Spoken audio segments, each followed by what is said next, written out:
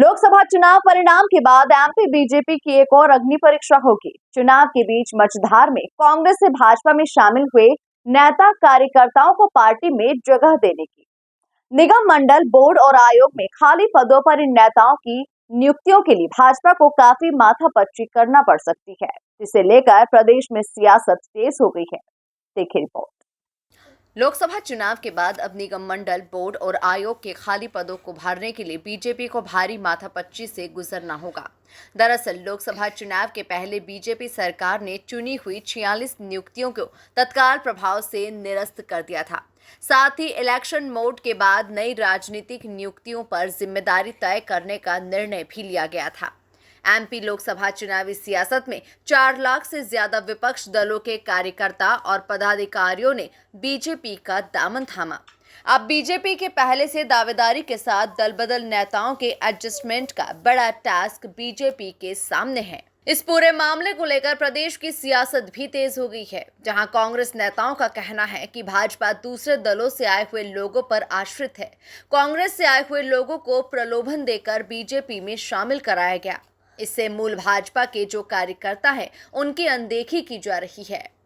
देखिए, निश्चित ही भाजपा के पास खुद का तो कोई कैडर बचा नहीं है, वो दूसरे दलों के नेताओं के ऊपर आश्रित है। हमारे भी कई नेताओं को प्रलोभन देकर जब उन्होंने अपने दल में शामिल किया, तो उसमें ये भी था कि आपको मंत्री का दर्जा दिया जाएगा। एक विधायक ने तो हमें बताया कि मुझे मंत्री पद का वादा किया गया है और मेरे बेटे को टिकट देने का वादा किया गया है। तो निश्चित ही ये क्या होने वाला है भविष्य की गर्त में है और जल्दी ये सबके सामने होगा। जिस तरीके से निगम मंडलों में बंटवारा किया जाएगा, तो मूल जो भाजपा के कार्यकर्ता है उनकी अनदेखी की जाएगी। बाहर जिन नेताओं से डीलिंग करके वो भाजपा में शामिल कराए, उन लोगों को कितने पदों से नवाजते हैं, ये देखने का विषय। पहली बात तो आज समाचार पत्रों में है कि सब टैक्स बढ़ाने वाले हैं। ये 4 तारीख के बाद नगर निगम के, पानी के और जितनी भी जमीनों के सब टैक्स बढ़ाने वाले हैं और जनता को चूसने वाले हैं। ये सब बातें समाचार पत्रों में छपी है।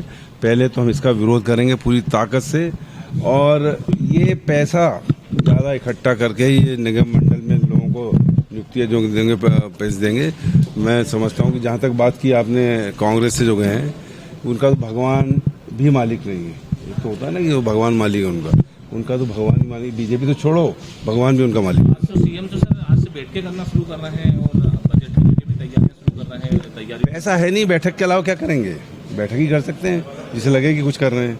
बाकी सरकार बैंकरप्ट है, कुछ पैसा है नहीं इनके पास। 3,000 रुपये देने की बात कही थी, महिलाओं को दिए क्या? जितनी योजनाएं है सब ठप पड़ी हैं। ये केवल बैठक करके मीडिया में आके बताएंगे कि हम लोग बहुत कुछ कर रहे हैं और करेंगे कुछ। इन आरोपों पर भाजपा ने भी पलटवार करते हुए बीजेपी में हर कार्यकर्ता के लिए काम किया है। दायित्वों का निर्वहन भी उनकी क्षमताओं के हिसाब से ही होगा। इतना ही नहीं बल्कि बीजेपी ने यह भी कहा कि संगठन में हर कार्यकर्ता और हर पदाधिकारी का सम्मान बराबर होता है। अच्छे समन्वय और नीति का नाम ही बीजेपी है। देखिए, भारतीय जनता पार्टी में लोकसभा चुनाव के पूर्व प्रधानमंत्री मोदी जी भारतीय जनता पार्टी की रीति नीति से प्रभावित होकर मध्य प्रदेश में लाखों नेता कार्यकर्ताओं ने सदस्यता ली और सभी ने बिना किसी शर्त केवल समाज सेवा की भावना के साथ सदस्यता ली है। अब वो पार्टी के सदस्य बन गए हैं। पार्टी जहां उनकी उपयोगिता समझेगी उनको अवसर दिया जाएगा। भारतीय जनता पार्टी में प्रत्येक व्यक्ति के लिए काम और प्रत्येक काम के लिए उपयुक्त नेता कार्यकर्ता की परंपरा है। ये सभी हमारे परिवार के सदस्य हैं। कुल मिलाकर देखा जाए तो लोकसभा चुनाव के परिणाम से पहले ही पार्टी में एडजस्टमेंट को लेकर सियासी दंगल शुरू हो गया है। अब देखना होगा कि भाजपा आने वाले दिनों में अपनी अग्नि परीक्षा को कैसे पास करती है। Bureau report, MP news, Bhopal.